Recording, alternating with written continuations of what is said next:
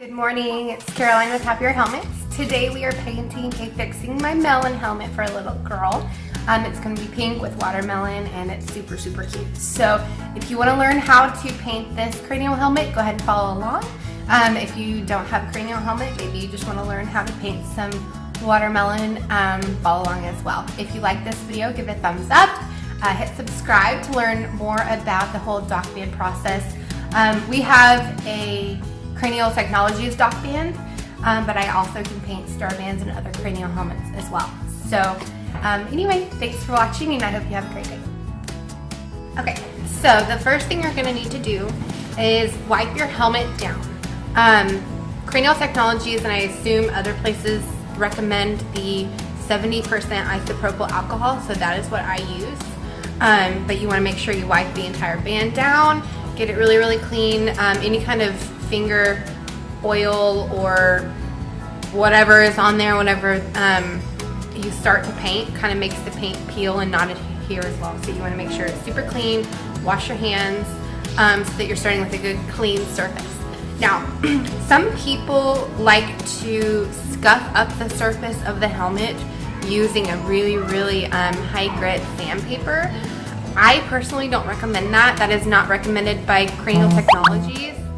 I know that it can kind of, people feel differently about it. So some people say that it does make the paint adhere better, which I'm sure it does, but I don't want to mess with the integrity of the helmet, so we don't sand ours. My daughter Lily has her helmet done and she's almost 2 full months in wearing it, has no issues whatsoever of the paint sticking. So to each their own. If you feel like sanding it, that is your call, but I choose not to. You're also going to need some Mod Podge. We use the gloss Mod Podge. I know they have matte. They also have a waterproof one. The waterproof one takes a lot longer to cure, so I don't know if that's your...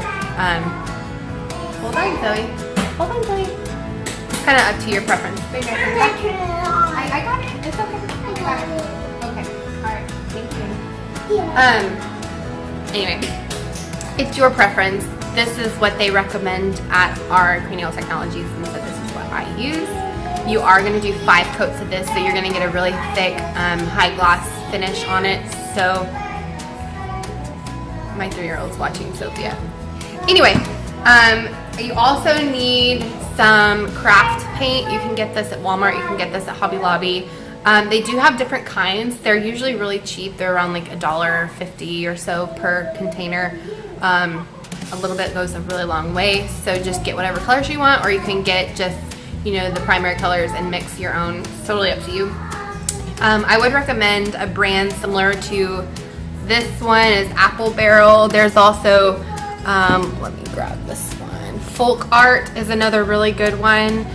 These are non-toxic, which is important when you're painting your baby's helmet, is to get the non-toxic paint. However, they do have some other paint that is not non-toxic, that is craft paint, and if you have that, go ahead and use it because it's going to be covered in 5 layers of Mod Podge anyway, so it won't actually touch your baby's skin. So if that's all you have, use what you got, but I prefer the non-toxic ones. And then you're also going to need, depending on what design you're doing, I really like these paint markers from Hobby Lobby. Any kind of paint pen will work, but these are the low odor, fast drying, permanent ink paint markers from Hobby Lobby, and they just have a really nice flow and they don't pull the paint when you're working with them. So Treehouse Studio, that's what I like.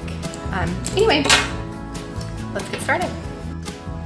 Okay, so the very first thing you're gonna want to do is sketch out what your helmet is going to look like. Personally, I use a Sharpie, a very ultra fine point Sharpie. That way I can still see my grid lines or my design lines through the first and second layer of my base coat. However, if you're going to be doing white letters, which I recommend using the paint pen for, it's best to work on that very first, because you don't want to have Sharpie lines bleeding through. So what I like to do is I sketch out my wording first, if I'm using white, and then doing the rest in Sharpie before getting started on the base coat. So for this little girl, her name is Leah, so we're working with her name on the front first. I keep a little wet wipe that's soaked in the isopropyl alcohol, so whenever, if I don't get something where I like it, I can just quickly wipe it off and keep working. Same goes for the Sharpie. If I don't like where my lines are, I just wipe it off with my isopropyl alcohol, and good as new. So let's get started.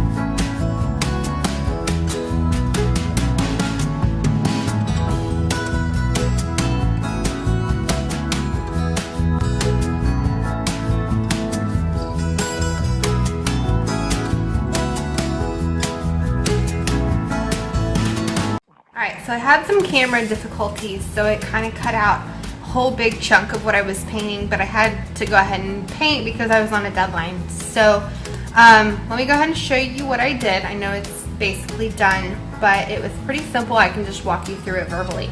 So you saw the first coat that we did. You're gonna go ahead and let that dry for 20 minutes, and then you're gonna do the second coat of all your base colors. So you wanna get it up around the edges, just on the plastic piece, okay, everywhere. And then for the watermelon, you're gonna get a sponge, like one of these just craft sponges you can get at Hobby Lobby, probably Walmart.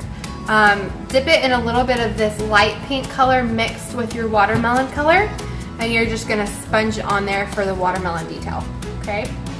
Super simple.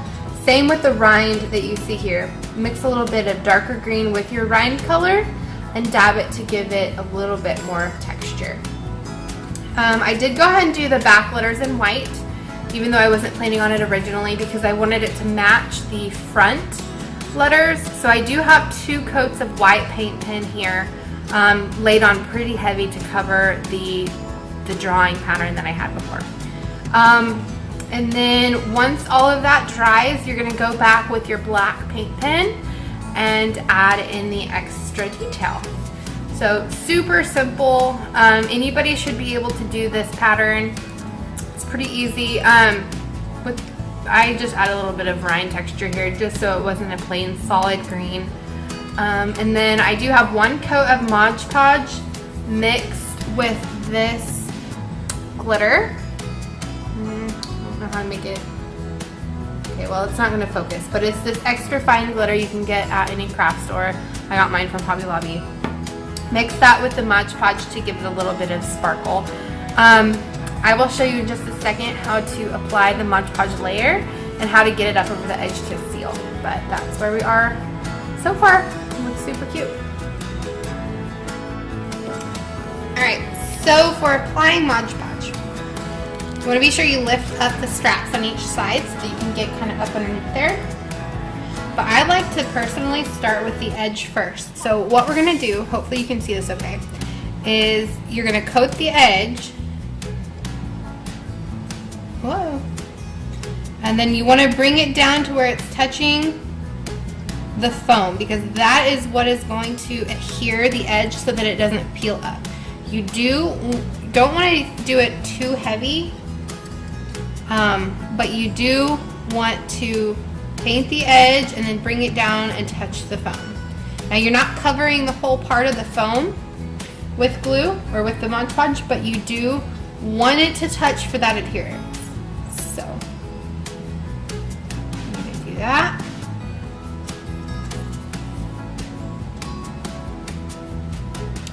Then once you get all of the edges done, you are going to go back and fill in the entire top part with your Mod Podge.